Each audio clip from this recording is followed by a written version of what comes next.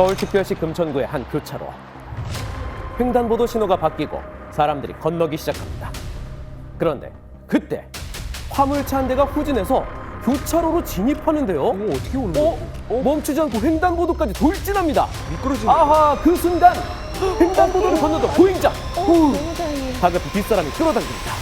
사람들이 여기 건너면서 난리 났더라고. 막 그냥 막 뒤로 막 도망가고 순간적으로 25톤 차가 중앙에서 그냥 계속 가요, 계속. 두두두두두 하면서. 대요, 바로 여기. 뭔가 문제가 한 있었나? 10대.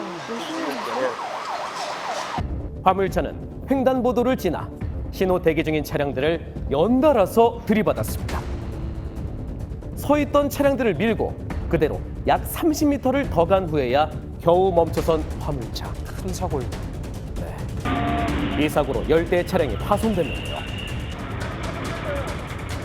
깜짝 놀랐죠. 대형 트럭이 뒤로 밀려나갔다는 이게 뒤에서 막을 수도 없잖아요. 작은 차도 아니고.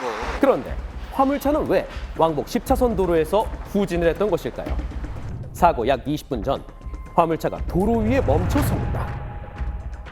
그리고 화물차에서 내린 운전자. 차문을 잠근 뒤 어디론가 가버리는데요. 설마.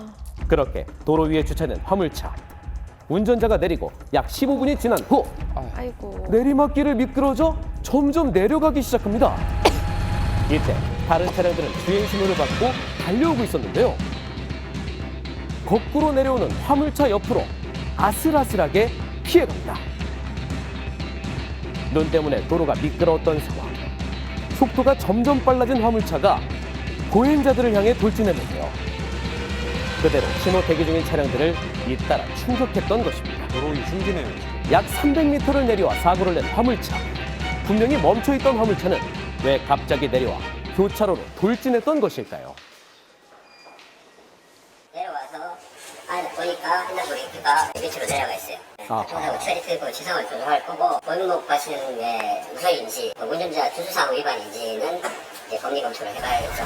주차 브레이크를 채우지 않고 고인목도 설치하지 않아 발생한 사고. 그리고 하루 뒤 내리막길 돌진 사고가 또 일어났습니다. 울산광역시 북부의 한 도로. 보행자가 인도위를 걸어가는데 버스 한 대가 인도로 돌진합니다. 가로수와 가로등을 쓰러뜨리고 보행자를 향해 돌진하는 버스.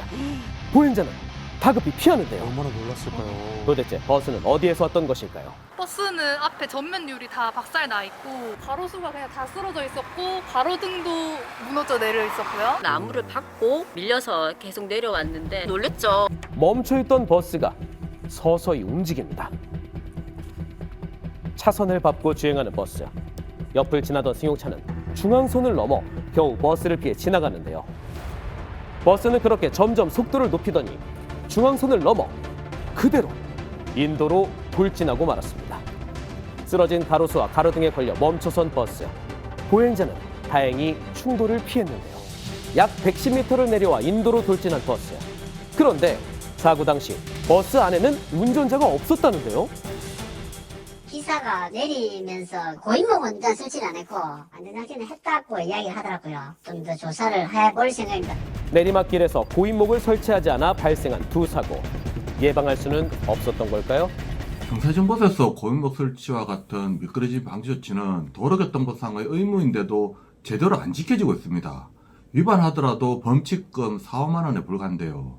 한 번 사고 나면 피해가 클 수밖에 없는 화물차 등 대형 차량의 경우에는 처벌을 강화해서라도 고인목 설치 의무를 지키도록 유도할 필요가 있어 보입니다.